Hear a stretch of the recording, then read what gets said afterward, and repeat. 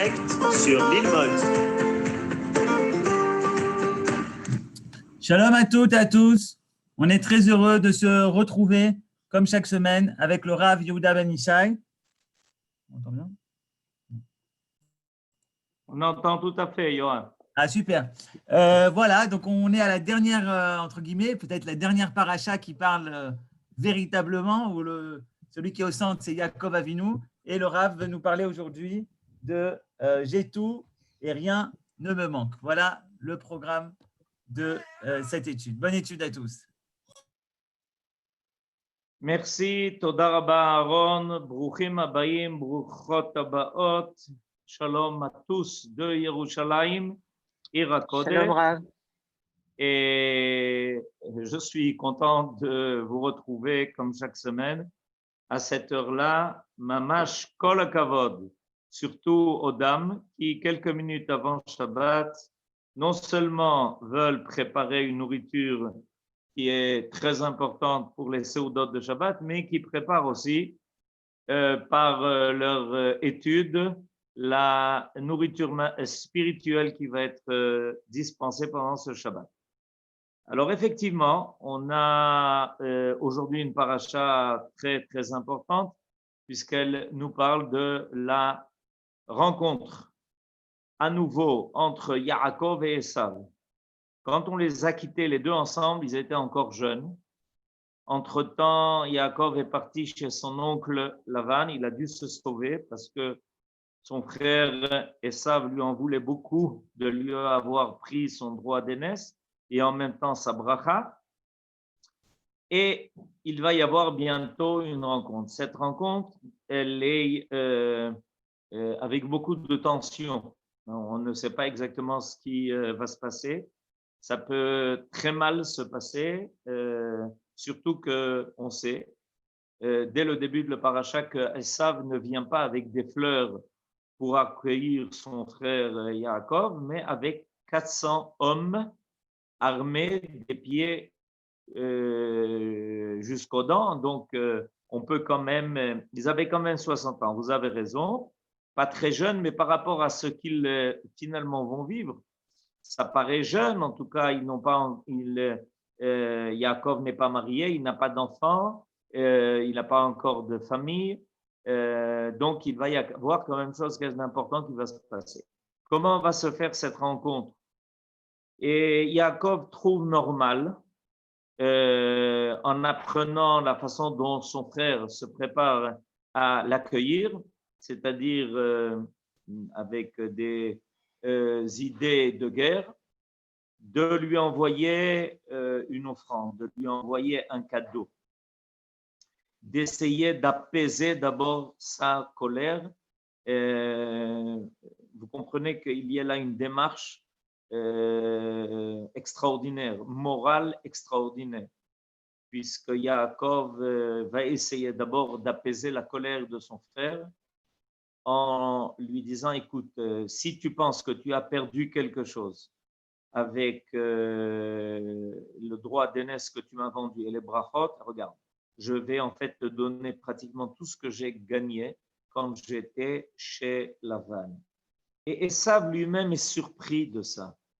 Et dans le chapitre Lamed Gimel, verset 7, je vous lis le verset en ivrite, Vayomer Esav, yesh li rav achi, yehi lecha asher lach. C'est-à-dire que Esav, voyant tout ce défilé, dit à Yaakov, son frère, écoute, moi aussi j'ai énormément, j'ai beaucoup de biens, yesh li rav, rav ça veut dire arbe. Et donc, écoute, tu peux tout reprendre, c'est pas la peine de me faire un cadeau d'une telle importance. Et là, la réponse de Yaakov est importante. Et c'est le verset 11, Yud Aleph. Comment est-ce que Yaakov va réagir à cette grandeur de Esav qui lui dit de reprendre tous ses cadeaux? Kach na et birkati asher uvat lach. Voilà, merci à Aaron de nous avoir mis le verset sous les yeux. Kach na et birkati asher uvat lach.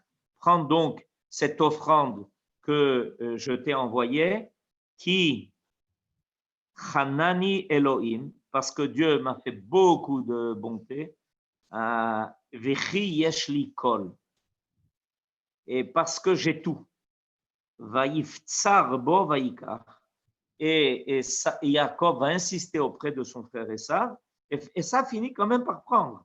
Au début, il a dit, écoute, non, j'ai beaucoup, c'est pas la peine, j'ai pas besoin de tout ça. Mais quand finalement Yaakov insiste, il va quand même prendre cela. Et là, l'affirmation de Yaakov a étonné nos sages.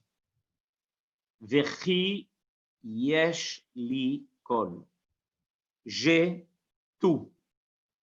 Alors, le Or HaChaim HaKadosh pose la question, comment quelqu'un peut-il affirmer qu'il a tout? On est dans un monde où on peut pas imaginer que quelqu'un ait tout. Il manque toujours quelque chose. L'homme a toujours quelque chose à compléter, à tous les niveaux. Or, Yaakov affirme vis-à-vis de son frère Esav, Yeshli Kol. Alors ça demande à être élucidé. Comment Yaakov peut-il affirmer? Or, Yaakov est un Ish Emet. Ish Emet, ça veut dire qu'il s'en tient à la vérité. Quand il a une fois fait une entorse à cela, c'est parce que sa mère lui a fait savoir qu'il était obligé de rentrer, recevoir la bracha à la place de son frère, et ça lui avait été révélé par prophétie. Mais de façon générale, Yaakov, Titen Emet le Yaakov, Yaakov est Ish Emet. Or, il affirme ici quelque chose, Yeshli Kol. On va compléter aussi cette interrogation par une deuxième affirmation de la Torah qui apparaît maintenant à nouveau sur votre écran grâce à notre ami Aaron. C'est quelques versets plus tard. Vayavo Yaakov Shalem ir Shrem, Asher be'eretz Kenan, bevo'o mi Padan Aram, vayichan et pnei ha'ir. Yaakov est revenu entier, complet, et il est arrivé à la ville de Shrem, qui se trouve dans la terre de Canaan, quand il est revenu de Padan Aram. Regardez, il y a ici quelque chose, il y a un accent ici qui est mis par la Torah. Il est arrivé Shalem, à Shrem, en revenant de Padan Aram, comme si on ne savait pas qu'il était arrivé de Padan Aram. Padan Aram, c'est en fait l'endroit où il était pendant des années et des années chez Lavan. Vayichan et Nehaïr, et il s'est installé en face de la ville. Alors, si on prend le commentaire de Rashi sur ce verset précisément, où on nous dit que Yaakov est revenu Shalem, on prend Rashi, et on a maintenant Rashi sous les yeux, Shalem begufo, shenitrapa mitzal'ato. Alors Rashi va en fait nous donner les composantes du Shalem. En quoi Yaakov est arrivé à Shrem alors qu'il était Shalem? Shalem, ça voudrait dire qu'il y avait auparavant quelque chose qui aurait pu lui manquer. Et quand il arrive à Shrem, on va s'apercevoir qu'il n'est pas manquant de ce dont il aurait pu manquer. Parce qu'on n'a pas besoin de dire de quelque chose qu'il est Shalem s'il n'y avait aucune raison qu'il soit manquant. D'accord? Si je dis, ouais, on t'a donné à manger et tu n'as rien pris, Nishar Shalem, ça veut dire qu'a priori, on s'attendait à ce que le plat qu'on a proposé à quelqu'un soit consommé. Donc, si on nous dit que Yaakov est arrivé Shalem, ça voudrait dire qu'il aurait pu ne pas être Shalem. Alors, Rashi nous dit, voilà, il y avait 3 composantes à sa shlemut. Quelles ont été les 3 composantes? Shalem begufo, shenitrapa mitzal'ato. Il a été guéri de la blessure qui lui a été infligée lors de son combat avec l'ange qui représentait Esav. Donc, il ne boitait plus. Shalem bemamono, ça c'est la deuxième composante. Donc, au niveau de son corps, maintenant au niveau de ses biens. Shalem bemamono, shelo chasar klum mikol oto doron. Il ne lui manquait rien de tout ce qu'il avait donné à Esav. Esav, et quand il a vu son frère lui donner une telle matana, alors il a dit, mais tu vas rester sans rien. Tu vas rester comme tu es parti. En effet, on se souvient que Yaakov, lorsqu'il est parti d'Eretz Israël, se sauvant de Esav, il est parti sans rien. Alors Esav lui dit, mais alors à quoi ça te sert d'avoir séjourné chez Lavan si tu me donnes tout ce que tu as gagné chez Lavan? Tu reviens comme tu es parti. Et tout d'un coup, nous dit Rashi, ben non, il y a quelque chose de très particulier qui s'est passé. Shalem begufo, donc il a retrouvé toute sa vitalité physique. Shalem bemamono, il ne lui manquerait rien, de ce qu'il avait donné à Esav, et il lui reste encore une troisième chose. Shalem, vous voyez, Aaron nous met ça dans un petit carré pour qu'on le remarque. Shalem betorato, shelo shachar talmudo bevet Lavan. Et la troisième shlemut qu'il a eue, c'est shlemut betorah. En effet, après avoir vécu tellement de temps chez Lavan et avoir malheureusement vécu la civilisation qui était en cours là-bas à Haran, à Padan Aram, il est clair que Yaakov aurait pu voir quelque chose qui se diminue dans sa Torah, dans son attachement à Akadosh Baruch Hu. Pourquoi? Parce qu'en Galout, des fois, on est obligé d'adopter les us et coutumes locales.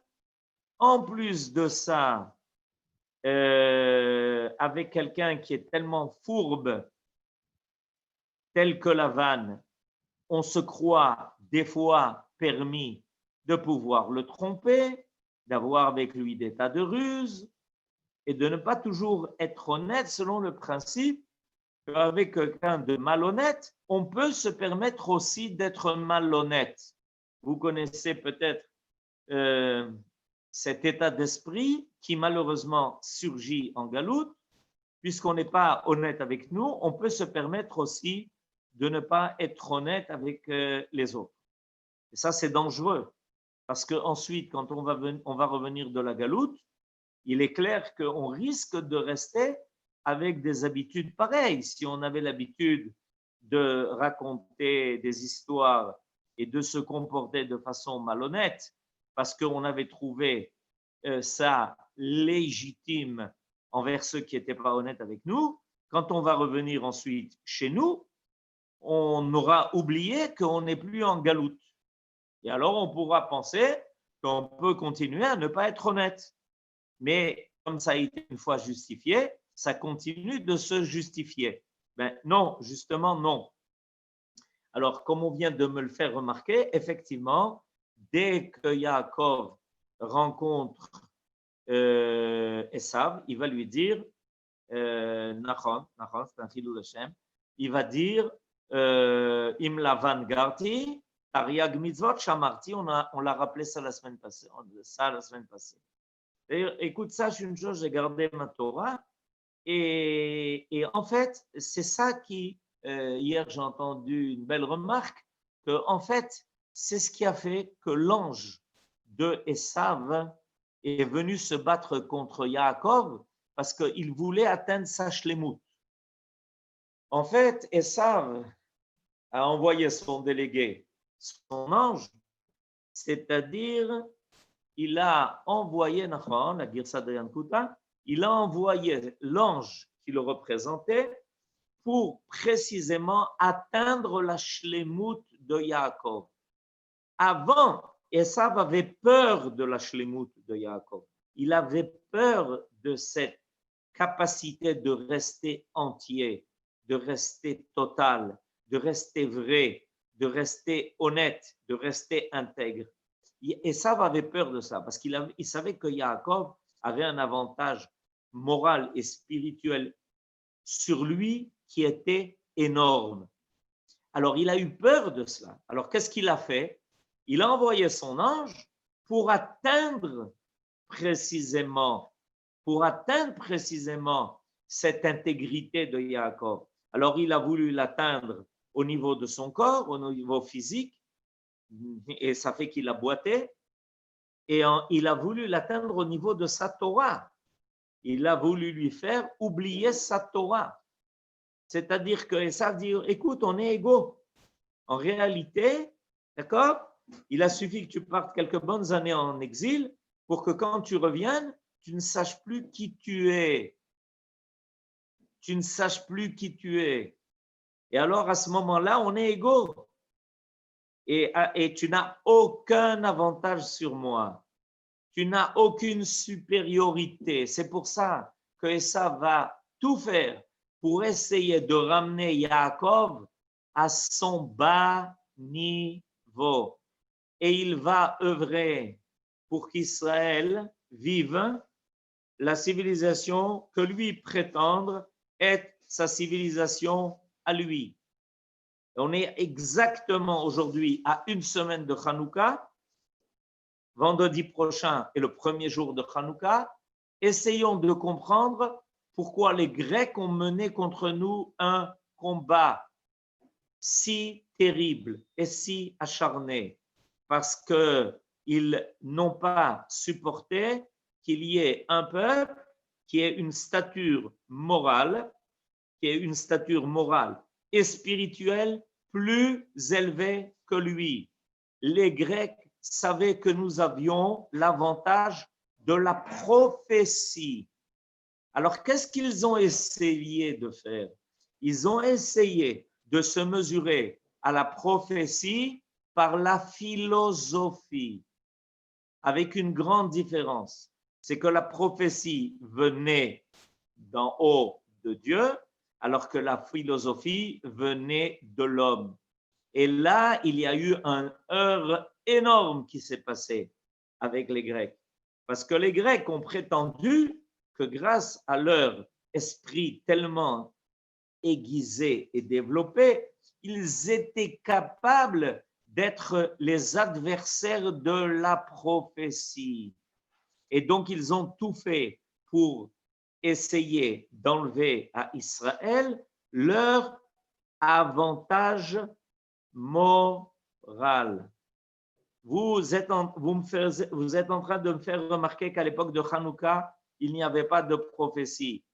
À l'époque de Hanouka, il y avait la prophétie, il n'y avait pas de prophète. La prophétie, c'était la Bible. Nous transportions avec nous d'ivrei Kabbalah. C'est comme ça que dans le Talmud, on appelle la prophétie. Et Manitou, Zichrono Livracha, le Rav Ashkenazi, faisait remarquer que bien que nous n'avons pas de prophète, nous sommes déteneurs de l'esprit prophétique. Bevadaï, les prophètes, les derniers prophètes étaient Haggai, Zecharia ou Malachi. Mais l'esprit prophétique ne nous a pas quittés. Nos sages nous disent, Im Israël, lo neviim, bene neviim. C'est-à-dire qu'il y a en nous les traces de l'esprit prophétique. Et nous tenons, le fait de tenir la Bible n'est pas de tenir un livre, aussi extraordinaire soit-il. Le fait de tenir la Bible, d'être le peuple de la Bible, veut dire que nous détenons l'esprit de la prophétie, parce que nous avons les clés pour comprendre ce qui est marqué dans la Bible. La Bible est un livre qui est scellé, ne peut accéder à la véritable compréhension de la Bible que celui qui a les clés de ce qui est marqué dans la Bible. Or, ce qui est marqué dans la Bible est prophétie. Et prophétie.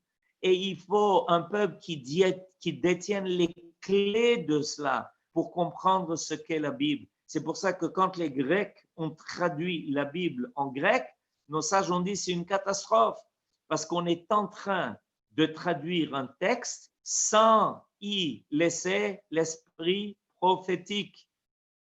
Et c'est pour ça qu'il y a eu un heurt tellement terrible à l'époque de Hanouka. Les Grecs, les premiers philosophes grecs ont connu les derniers prophètes d'Israël. Ils les ont connus.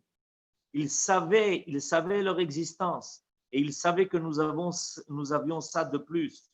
Alors Esav, évidemment, quand il va rencontrer Yaakov, il va tout faire pour que Yaakov ne le rencontre pas à partir de sa supériorité morale et spirituelle. Et il veut l'atteindre.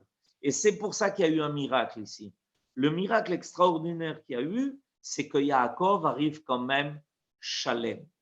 Alors, le Orach Chaim Akadosh va nous donner quelque chose de très important pour comprendre qu'est-ce qu'est la Gdusha.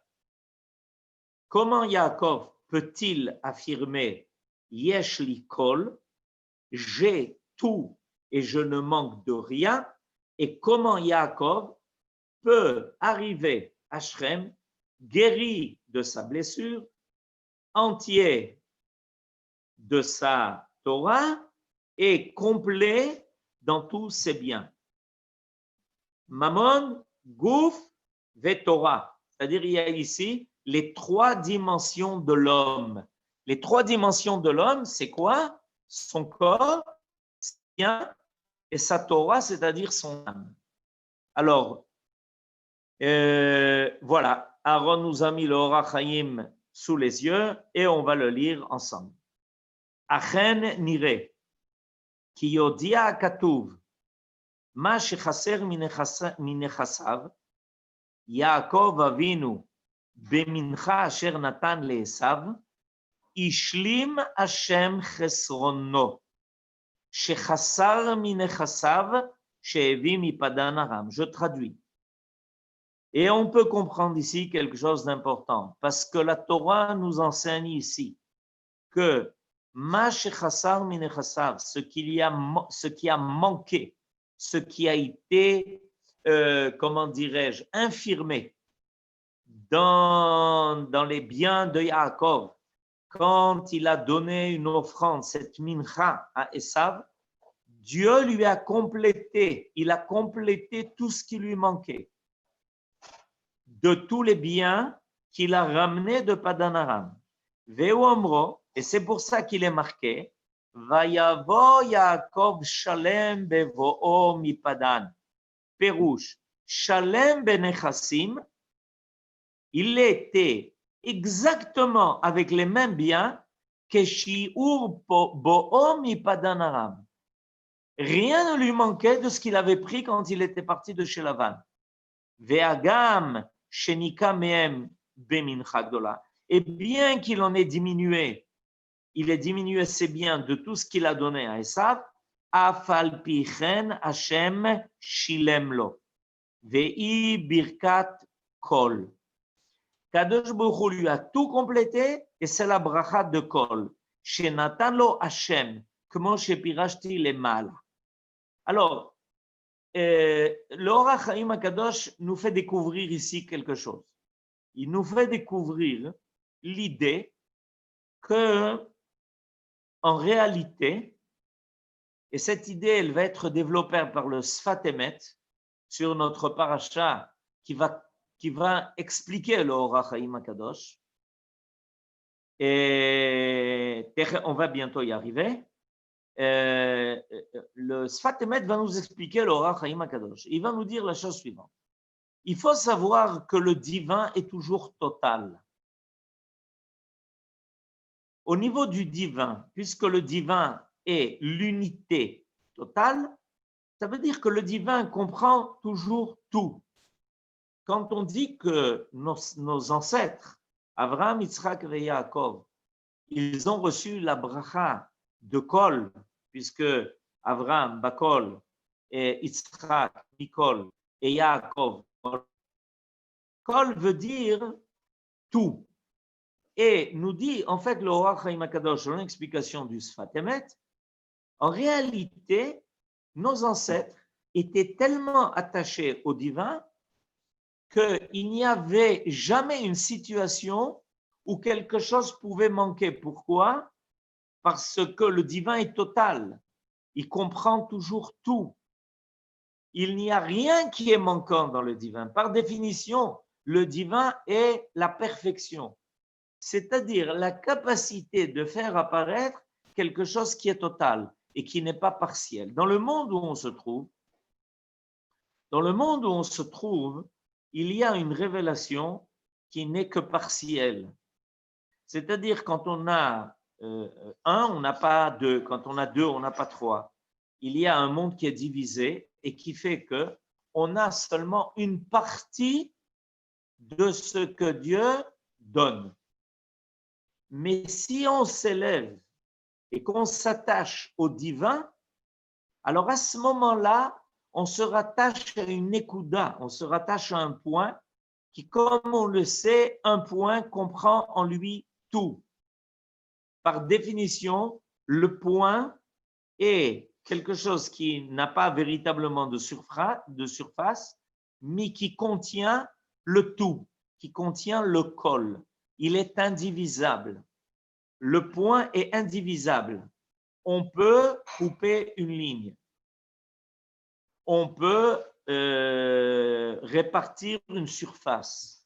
Mais quand il y a un point, par définition, géométriquement parlant, c'est quelque chose qui est indivisable. Et ce point qui est indivisable, quand il apparaît dans le monde, il fait apparaître quelque chose qui est total, qui est complet. Et quand quelqu'un est rattaché à cette madrega de Kol, qui est en fait en gematria 50, 50, c'est au-delà de ce qu'on est capable de compter. Vous savez que l'on compte 49 jours du Homer, mais on ne compte pas le 50e jour. C'est impossible, parce que le 50e est le total. C'est le jour du Matan Torah. À partir du deuxième jour de Pessah, on va commencer à compter 49 jours, et quand on arrive au 50e, on s'arrête. Pourquoi on s'arrête? Parce que c'est l'apparition d'une totalité. La totalité n'est pas comptable, elle n'est pas décomptable.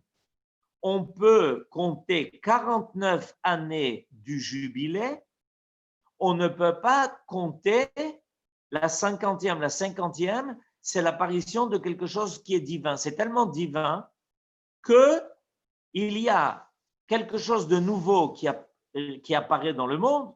Les propriétés précédentes s'annulent, les esclaves se libèrent. C'est le temps de la liberté totale. Il n'y a plus aucune restriction. Les restrictions sont dans le domaine de la matière, qui est comptable et qui est mesurable. Mais quand on en arrive à cette madriga de Kol, Kaf, Lamed, c'est 50, on est déjà dans le monde de la divinité. Et dans le monde de la divinité, il n'y a pas de coupage possible.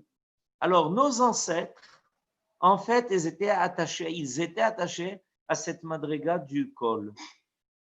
Ils étaient attachés à la madriga, c'est-à-dire à ce degré de divinité qui fait que tout ce qu'on prendra sera tout de suite complété, parce qu'en réalité, ce point de divinité comprend déjà tout. Et donc, il n'y a rien qui peut lui être pris, parce qu'à tout moment donné, il est le total. Dieu est toujours le total. C'est ce qu'on appelle Hashem Echad. Hashem Echad, c'est en fait une situation où sans arrêt apparaît quelque chose qui est inattaquable, inaltérable. Et Yaakov était attaché à cela. Et quand il arrive en face de Esav, il lui donne. Mais ce qu'il lui donne, c'est matériel. Mais ce qu'il a est divin. Et donc, quand il va lui donner quelque chose de matériel. Mais au niveau du divin qu'il a, rien ne manque. C'est clair. Et l'ange l'atteint dans son corps. Mais Yaakov Avinu, c'est pas le corps d'un individu, c'est le corps d'Israël. Et c'est pour ça que l'ange va lui donner à ce moment-là le nom de Israël, c'est-à-dire quelque chose qui ne sera jamais manquant. Le peuple d'Israël est inaltérable. On ne peut pas le compter. ככוכבי השמיים וככל אשר על שפת הים. On ne peut pas compter des grains de sable. C'est impossible. C'est madriga de kol.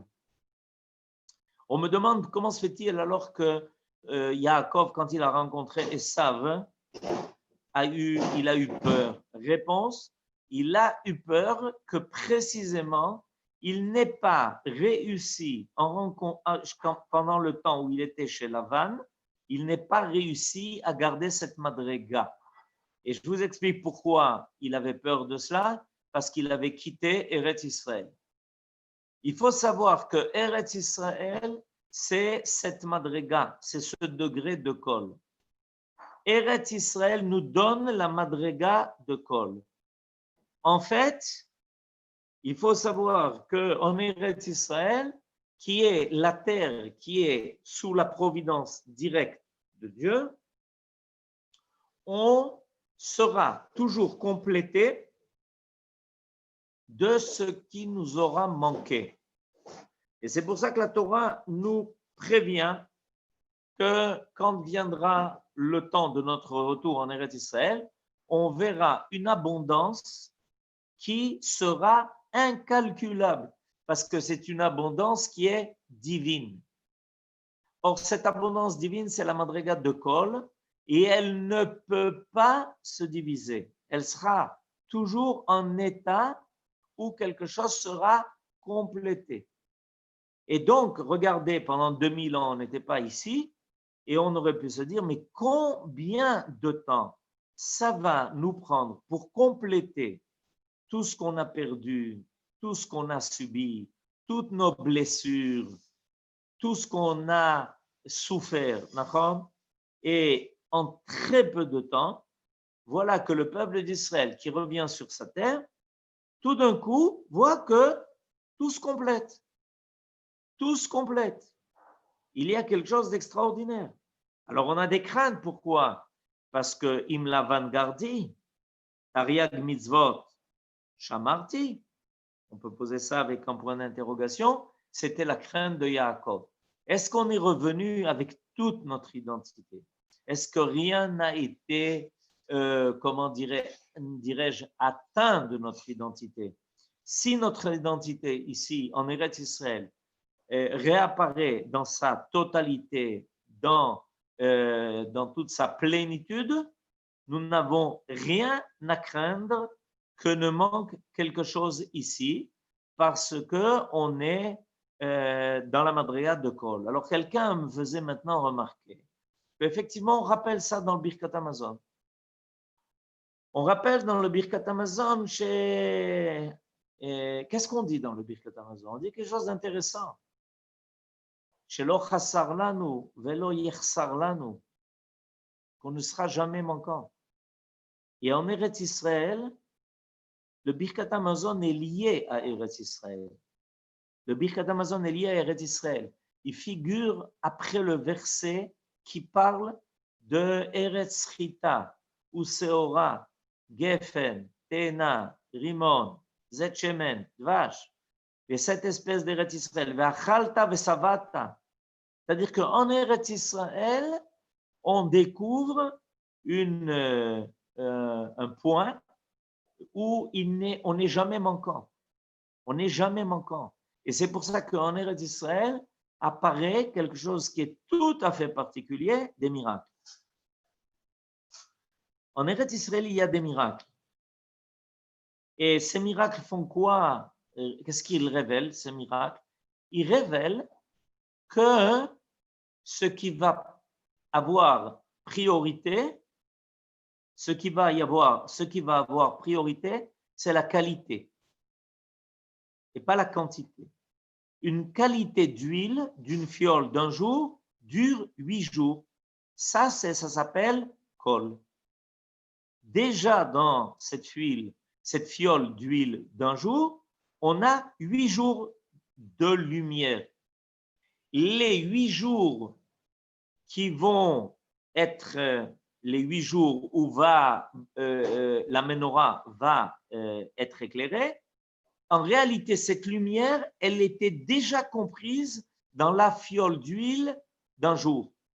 Pourquoi? Parce qu'elle a une qualité de Olam Haba. Le Olam Haba, 8. C'est-à-dire qu'en Eretz Israël, on fait apparaître, ça se révèle. Cette bracha de Bakol Mikol Kol, elle apparaît en Eretz Israël. Et Yaakov l'a fait apparaître quand il revient en Eretz Israël. Quand il revient en Eretz Israël, il affirme à son frère, voilà, j'ai Kol. Et quand est-ce qu'on dit de Yaakov qu'il est Shalem? Quand il arrive à Shrem, quand il arrive en Eretz Israël. À son retour d'exil, en Eretz Israël, on dit de Yaakov, Shalem. Shalem begufo, Shalem bemamono, Shalem betorato. Rien de cette Torah que l'on a connue pendant 2000 ans en exil ne nous manquera maintenant. Tout revient, tout réapparaît. Rien ne nous manquera.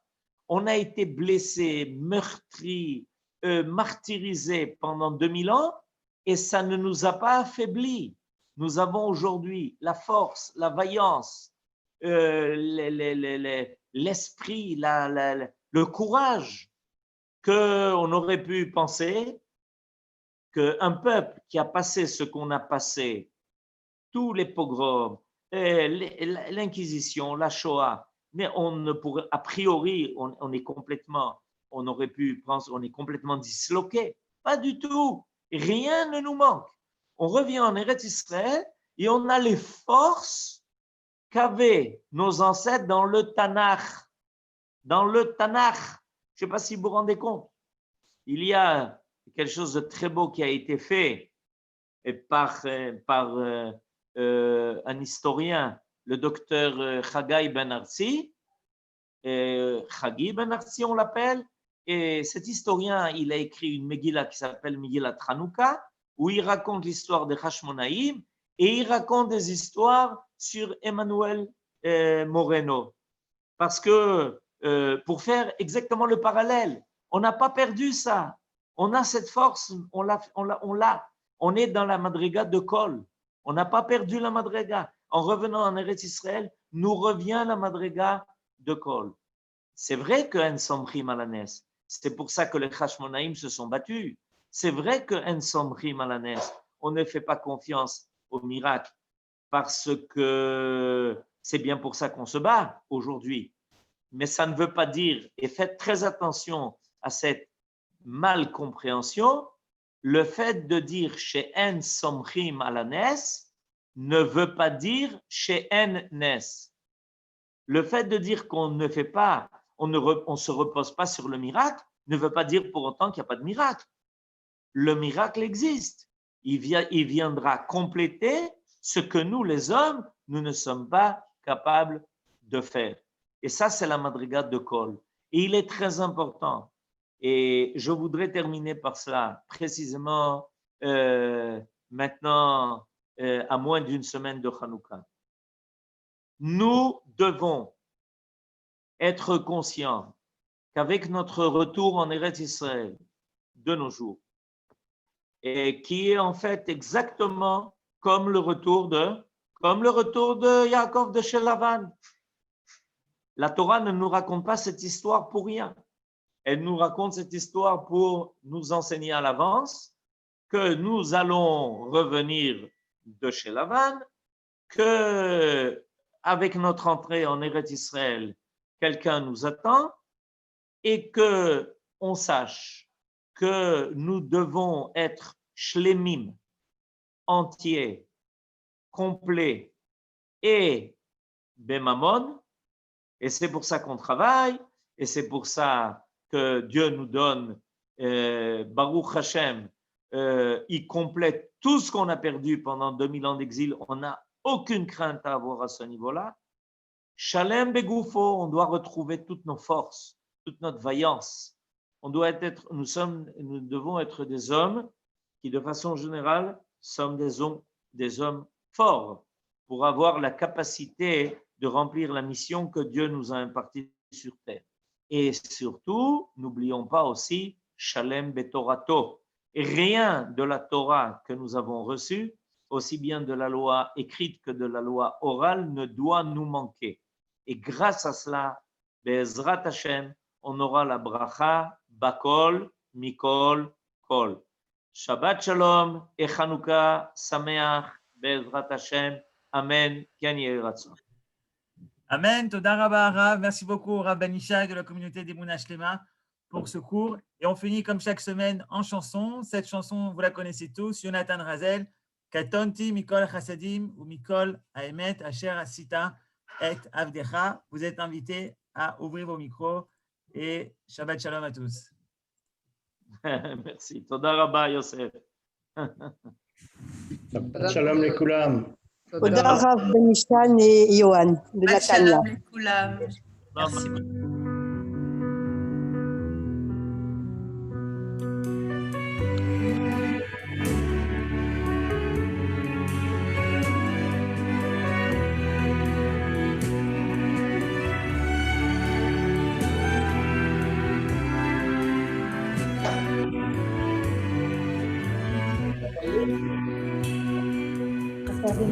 מכל החסדים ומכל האמת שעשית את עבדך. קטונתי מכל החסדים ומכל האמת שעשית את עבדך. קטונתי מכל החסדים ומכל האמת שעשית את עבדך. קטונתי מכל החסדים ומכל האמת שעשית את עבדך. כי במקלי עברתי את הירדן, אתה הייתי שני מחנות, הצילני נא, הצילני נא, הצילני נא. כי במקלי עברתי את הירדן, אתה הייתי שני מחנות, הצילני נא, הצילני נא, הצילני נא.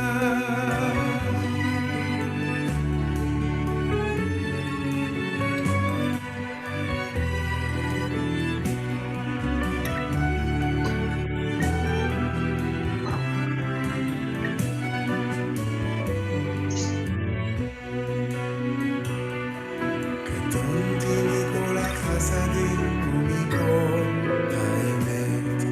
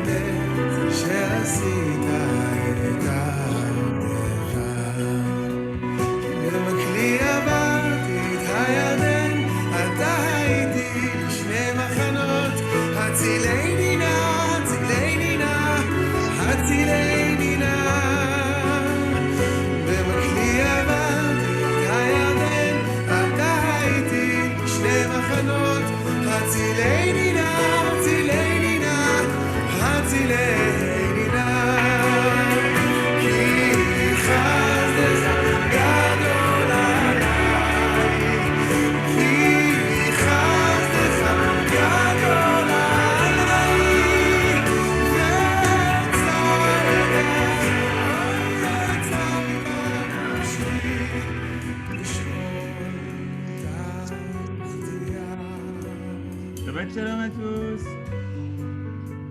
Shabbat shalom לכולם, חנוכה שמח. תודה רבה רבה. תודה ושבת